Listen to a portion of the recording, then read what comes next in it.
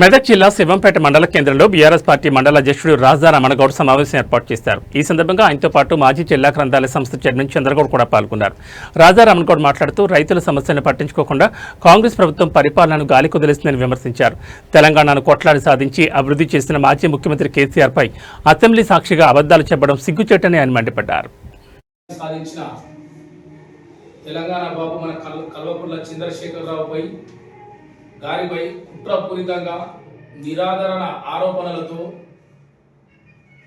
ఈ రేవంత్ రెడ్డి ప్రభుత్వం ఆంధ్ర పాలకుల చెప్పు చేతల్లో ఉన్న ఈ రేవంత్ రెడ్డి ఏ విధంగా కేసీఆర్ బదనాం చేయాలనే ఉద్దేశంతో కేసీఆర్ అటువంటి మహానీయునిపై సిబిఐ కేసు సిఫార్సు చేయడాన్ని శివంపేట మండల పార్టీ తరఫున ఖండిస్తూ ఈరోజు ఇక్కడ శివంపేట మండల కేంద్రంలో మా నాయకులు చంద్రగౌడ్ గారు, నాగేశ్వరరావు గారు, మైపాల్ రెడ్డి గారు, విక్షవత్ రెడ్డి గారు, శ్రీశైలం గారు, అశోక్ రెడ్డి గారు, నరసింహారెడ్డి గారు, అంజనీ యాదవ్ గారు, ముత్యం రెడ్డి గారు, కుంట లక్ష్మణ్ గారు తదితరులు అందరి ఆధ్వర్యంలో ఇక్కడ తీవ్ర మనోవేదనతో తీవ్ర బాధతో ఈ విలేకరుల సమావేశం ఏర్పాటు చేయడం జరిగింది.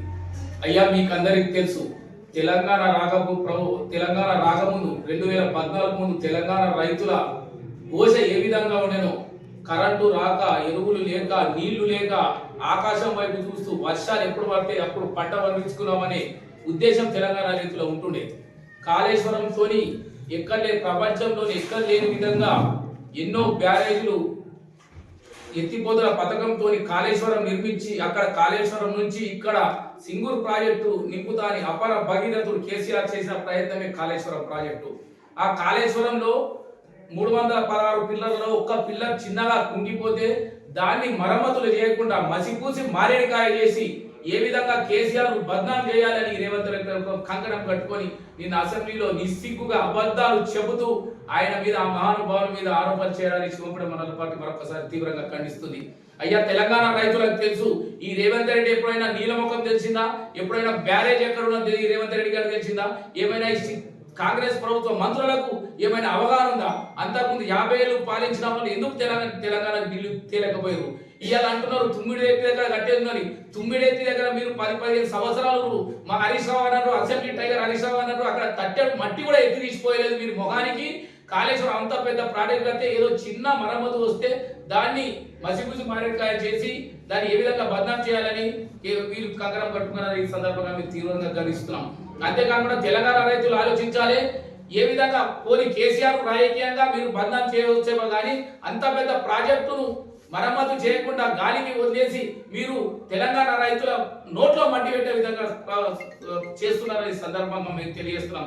అంతేకాకుండా అయ్యా మీరు ఒక్కసారి ఆలోచించాలి, ఈ ప్రభుత్వం వచ్చిన తర్వాత ఎప్పుడైనా 10 నెలల కాలంలో ఎప్పుడైనా యూరియా కొతలు ఈ రైతులు ఎదుర్కొన్నారని సందర్భంగా మేము అడుగుతున్నాం. ఇప్పుడు చూడండి, ఎక్కడ చూసినా, ఏ మండల కేంద్రం చూసినా, ఏ గ్రామ పంచాయతీ చూసినా, ఏ నియోజకవర్గ స్థాయిలో చూసినా, ఏ జిల్లాలో చూసినా రైతులు వచ్చి పడిగాపులు పడుతున్నారు, రాత్రి అంతా అక్కడనే వంటున్నారు, చెప్పుల వరుసలు పెడుతున్నారు, ఫోన్లు పెట్టుకొని నిద్రపోతున్నారు, వండుకొని అక్కడనే వంట వార్పు చేస్తున్నారు. యూరియా దిక్కులేదు ఇంతవరకు. ఈ ఖరీఫ్ సీజన్ ముగియబోతున్నది, ఇంకా యూరియా లేక రైతులు ఆఫీసుల కొరత, ప్రాథమిక సహకార సంఘం కొరత పడుకుంటారని సందర్భంగా తెలియజేస్తుంది.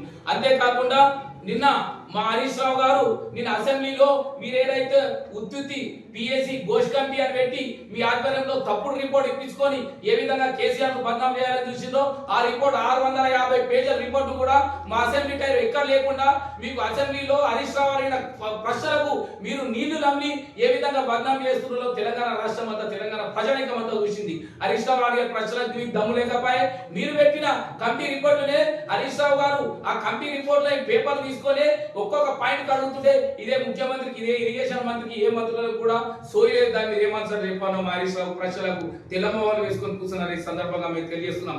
అంతేకాకుండా నిన్న హరీష్ రావు గారిపై నిరాదరణ పాలన చేస్తూ కొందరు ప్రవర్తిస్తున్నారు, వాళ్ళని కూడా తీవ్రంగా ఖండిస్తున్నాం. ఈ సందర్భంగా తెలియజేస్తున్నాం. తెలంగాణ ఏమైనా చాలా టైం లేదు. శివంపేట మండల పార్టీ ఆధ్వర్యంలో మా నాయకురాలు సునీత లక్ష్మారెడ్డి గారి ఆధ్వర్యంలో నర్సాపూర్ వ్యాప్తంగా మేము ధర్నా చేస్తాం, రాస్తారోకలు వేస్తాం, రైతుల పక్షాన్ని నిలబడతాం. ఏ విధంగా మీరు కాళేశ్వరాన్ని బద్నాం చేసి కేసీఆర్ మీద ఆరోపణ చేయడం అంటే ఆకాశం మీద భూమి వేయడం, మీరు మీ ఆకాశం మీద ముందు వేస్తే మీ ముఖం మీద పడుతుంది. కేసీఆర్ కేం కాదు, త్వరలోనే మీకు బుద్ధి చెప్తారు. స్థానిక సంస్థలలో కలిసికట్టుగా మీ నిలబడతారు. ఈ రేవంత్ రెడ్డి కుర్చీ కూడా ఎక్కువ రోజు ఉందని ఆయన కుర్చీ